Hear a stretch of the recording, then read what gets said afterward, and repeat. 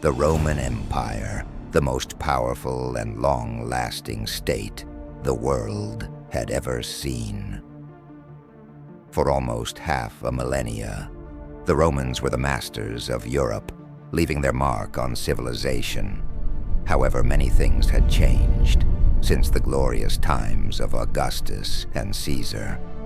As the long-lasting peace of the Pax Romana gave way to internal squabbles, Rome became weaker, and the empire's neighbors started to notice.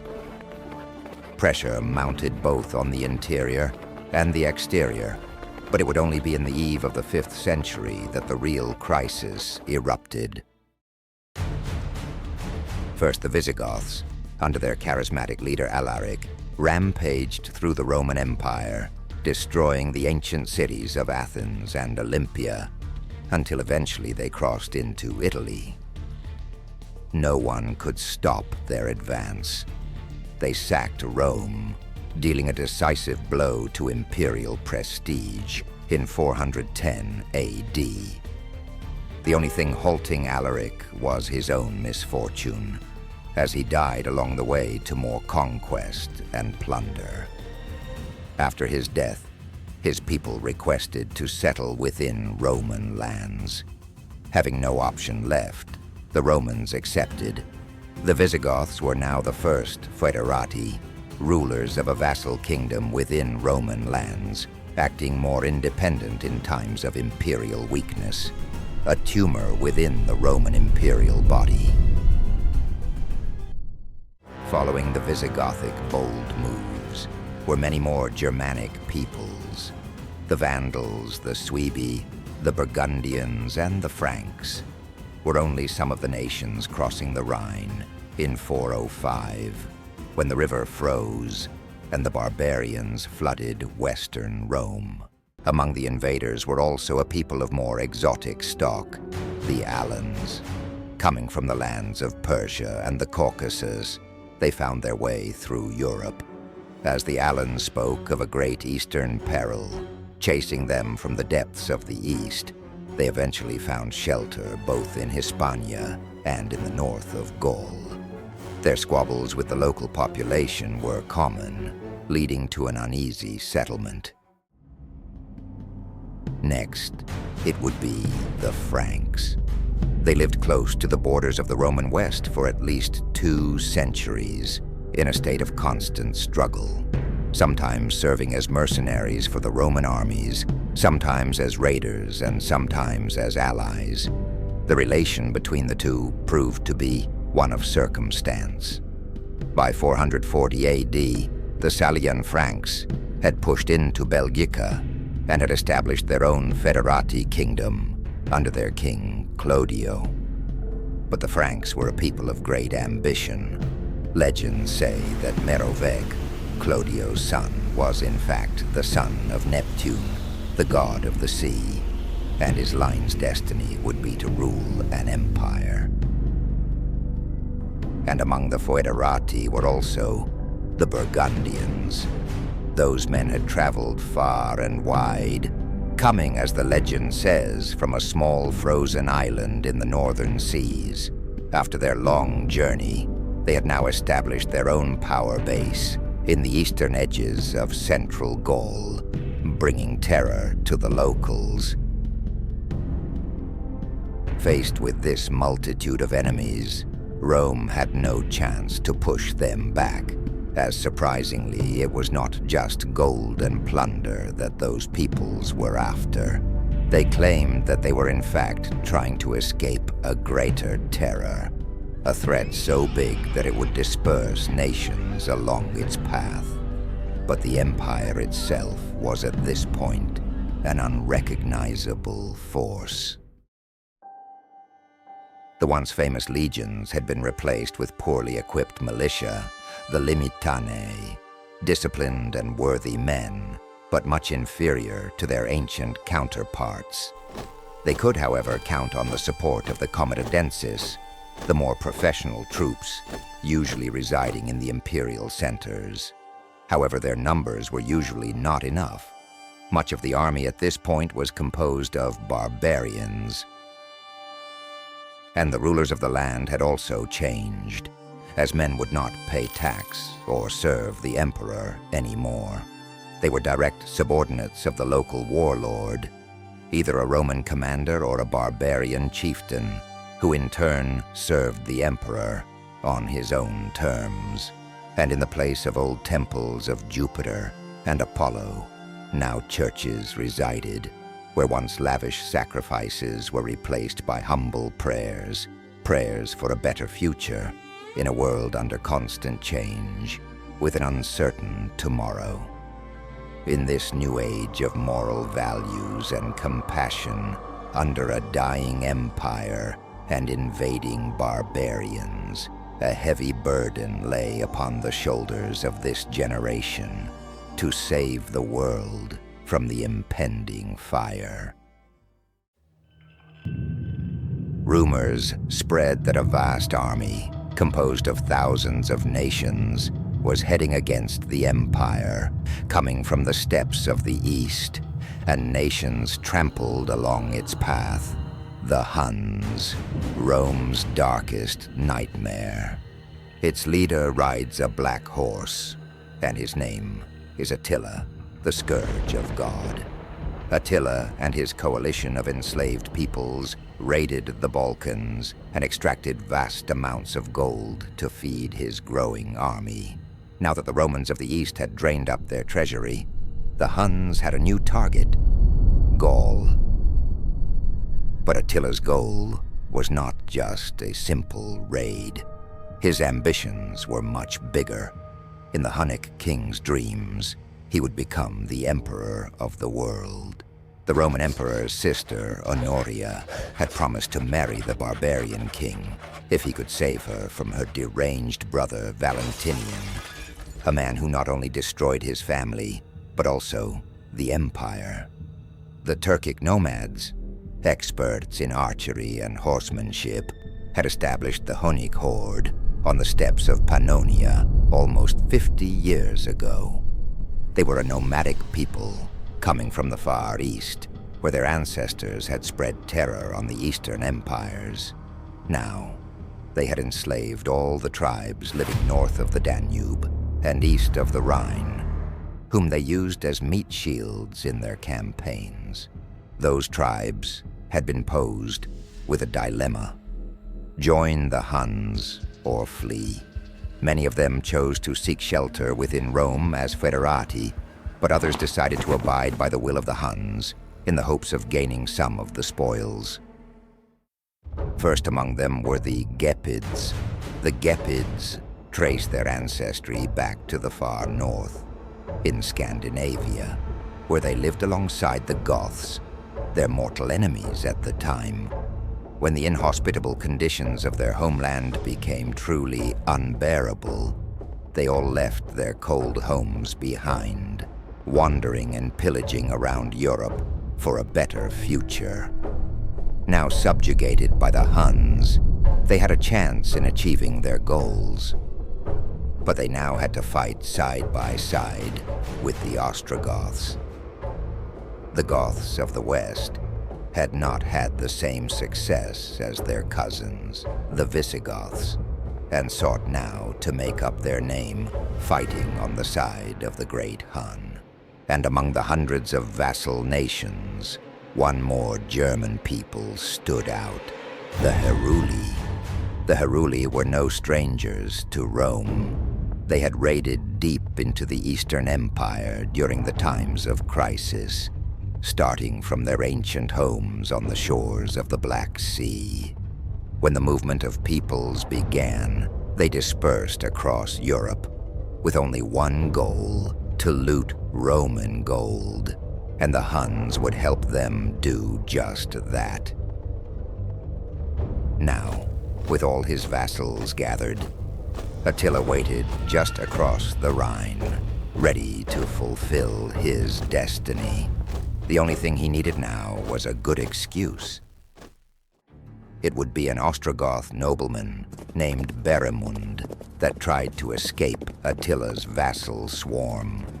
Seeing what was about to unfold upon the civilized world, and wanting to save his own skin, the Ostrogoth ran away towards the kingdom of the Visigoths, who Theodoric, the Visigoth king, and his son Thorismund welcomed Beremund with open arms.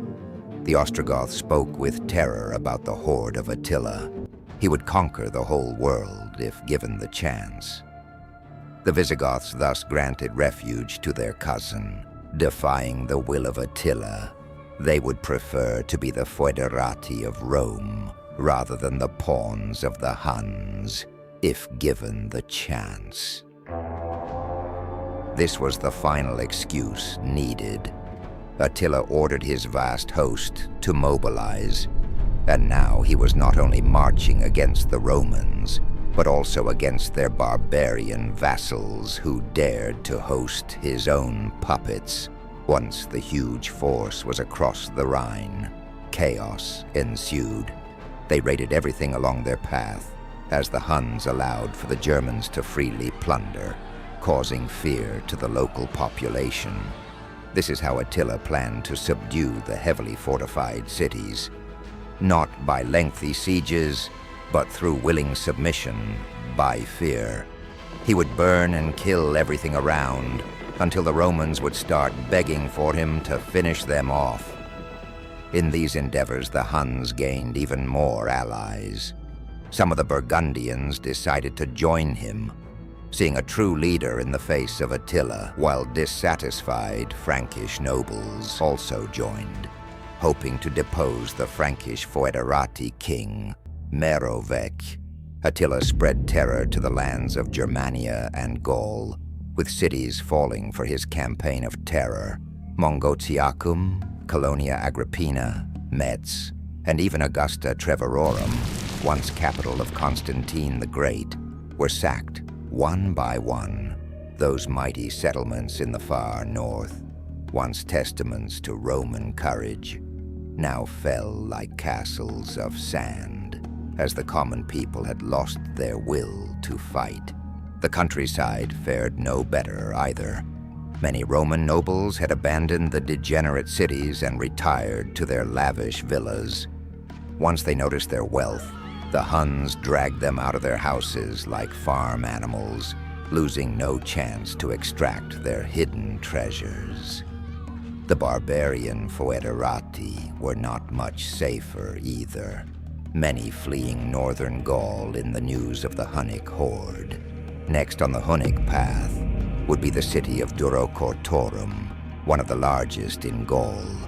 The horde destroyed the city, slaying its bishop in the process. Fire and blood was all around, and nothing seemed to be able to stop Attila. Many unfortunate souls had sought shelter in the walled settlement of Lutetia. The fortified part of the city was situated on an island within the Seine River, protected by water on all sides. But could a river be enough to stop the scourge of God himself? The people gathered around a holy woman, Saint Genevieve, and together they prayed for the salvation of their souls. Barbarians and Romans alike, fugitives from the rest of Gaul and locals, all entrusted in Genevieve to save their life by divine intervention. Many of them promised to preach the word of God if they made it alive. Attila stood atop of the Mons Marte, the Hill of Mars, the ancient god of war, overlooking the city. The loud prayers of the citizens of Lutetia reached his ears from the distance. The superstitious barbarian signaled his subordinates to move on. He claimed to be disgusted by the Roman weakness, using prayers as weapons instead of actual arms. None of them dared to speak, but they all sensed that something had deeply touched their fearless leader. Attila's next target would be Aurelianum, once built by the restorer of the world, Emperor Aurelian. This strategic settlement held the key for the control of all the lands east and north of the Loire River. However, Aurelianum was in control of the Alans, who ruled the land as foederati. Attila tried to make a deal with them. spare their lives if he were to be handed control of the city. The Alans accepted. But the Alans had not taken into account the Romans of Aurelianum. The usually weak and compliant civilians had been accustomed to such types of humiliations, but this would be their turning point. Despite the unstoppable Hunnic horde and the fierce Alans, they decided to fight back. Once the Alans were ready to surrender the city, the gates did not open for the Huns, as it had been promised. Instead, Attila's men were greeted with arrow fire. The surviving men looked up at the walls with terror. The imperial banner had been raised, and the men shouted loud, "Roma invicta!" The civilians had taken up arms and convinced the Alans to do so as well. As the barbarians were only a minority in the city, now it was time for them to obey Rome. Attila was enraged with the news. Even though this would prove only a minor disturbance to his war effort, he would now take the city by storm and kill everyone inside. He ordered his men to cut down all the trees in the surrounding countryside, to build siege engines and cut all the possible water and food supplies for the city. It did not take many days for Attila to start the assault. Siege towers full of vassal nations were heading towards the city walls, while battering rams were also approaching the gates. Despite the defensive position, however, the Romans could not withstand the overwhelming numbers of the horde. Attila, in a deafening silence, watched while his warriors were about to overwhelm Aurelianum.